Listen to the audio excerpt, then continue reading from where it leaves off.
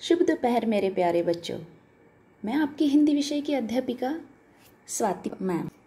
आज हम अपठित गद्यांश और सरलतापूर्वक सीखने वाले हैं।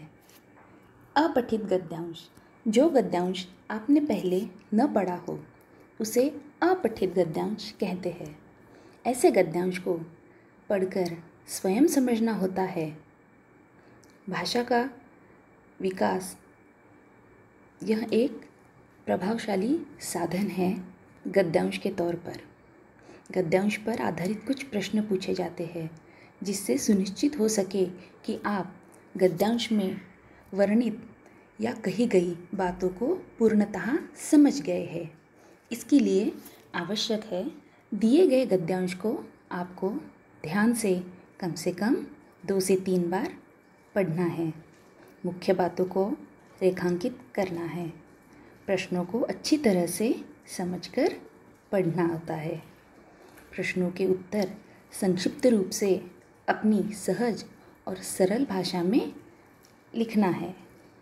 बहुविकल्पीय प्रश्न हो तो सभी प्रश्नों को ध्यान से परखकर सबसे सही विकल्प को ही चुनना होता है। उदाहरण के तौर पर आज हम एक अपठित गद्यांश पढ़ते हैं। नारियल बहुत ही उपयोगी पेड़ है। नारियल का पेड़ बहुत ऊंचा होता है। यह समुद्र के पास रेतीली ज़मीन पर उगता है। नारियल का पानी मीठा और स्वादिष्ट होता है। इसके पत्तों से चटाइयाँ बनाई जाती है। नारियल के फल को श्रीफल भी कहते हैं। इसे मंदिरों में चढ़ाया जाता है। नारियल के पेड़ का हर हिस्सा उपयोगी होता है। तो बच्चों, आज हमने यह एक अपठित गद्यांश पढ़ा है। तो चलिए इसके ऊपर आधारित प्रश्न किस तरह से होते हैं और किस तरह से विकल्प दिए जाते हैं ये हम समझते हैं। प्रश्न: नारियल का पेड़ कैसा होता है? नीचे आपको कुछ विकल्प दिए जाते हैं। पहला विकल्प है छोटा, दूसरा विकल्प है मोटा, तीसरा विकल्प है ऊंचा। हमारा प्रश्न था नारियल का पेड़ कैसे होता है। तो बच्चों, हमने अपठित गद्यांश में पढ़ा है नारियल का पेड़ ऊंचा होता है। तो हम तीसरा जो विकल्प है उसे चुनेंगे, ऊंचा। यह कहाँ उगता है?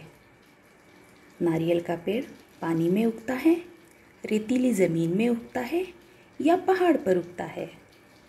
तो बच्चों, सही उत्तर है, सही विकल्प है रेतीली ज़मीन में। हम उसे चुनेंगे। प्रश्न तीसरा: नारियल का पानी कैसा होता है? पहला विकल्प है मीठा, दूसरा विकल्प है खट्टा, तीसरा विकल्प है नमकीन। तो बच्चों, गद्यांश में हमने पढ़ा ही था नारियल का पानी मीठा होता है, यानी हम पहले विकल्प को चुनेंगे, मीठा। नारियल के फल को क्या कहते हैं? प्रश्न चौथे के विकल्प है श्रीराम, श्रीफल या श्रीफूल। तो बच्चों, इसका सही उत्तर है विकल्प दूसरा, यानी श्रीफल। श्रीफल को हम चुनेंगे। नारियल के फल को श्रीफल भी कहते हैं। तो बच्चों, आसान है ना अपठित गद्यांश?